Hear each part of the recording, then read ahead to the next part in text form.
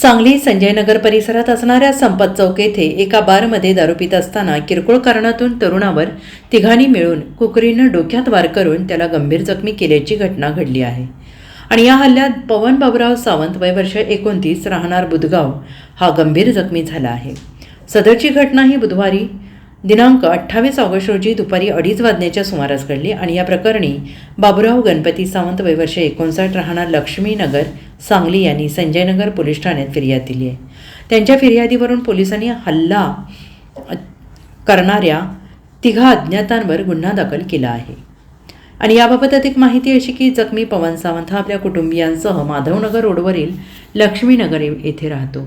बुधवारी 2:30 वाजण्याच्या सुमारास संजयनगर परिसरात असणाऱ्या संपत चौक येथील एका बारमध्ये सावंत हा दारू पिण्यासाठी गेला होता आणि त्यावेळी संशयित अज्ञात तिघेजण त्या ठिकाणी आले होते। दारू पित असताना संशयितांनी सावंत याला तू आमच्याकडे वाकड्या नजरेनं का बघत असतोस असं म्हणून शिवीगाळी करून धक्काबुक्की करू लागले। त्यांच्यातील वाद वाढल्याने त्यातील एकाने त्याला आता सोडायचं नाही ते तुला दाखवतोस असं म्हणून त्याच्या जवळ असलेल्या कोकरीने डोक्यात वार करून त्याला गंभीर जखमी करत खुणाचा प्रयत्न करून तेथून पळ काढला। जखमी झालेल्या सावंत याला तातडीनं रुग्णालयात उपचारासाठी दाखल केलं। घडलेली घटना कुटुंबियांना समजता जखमी पवन याच्या वडिलांनी संजयनगर पोलीस ठाण्यात फिर्याद दिली।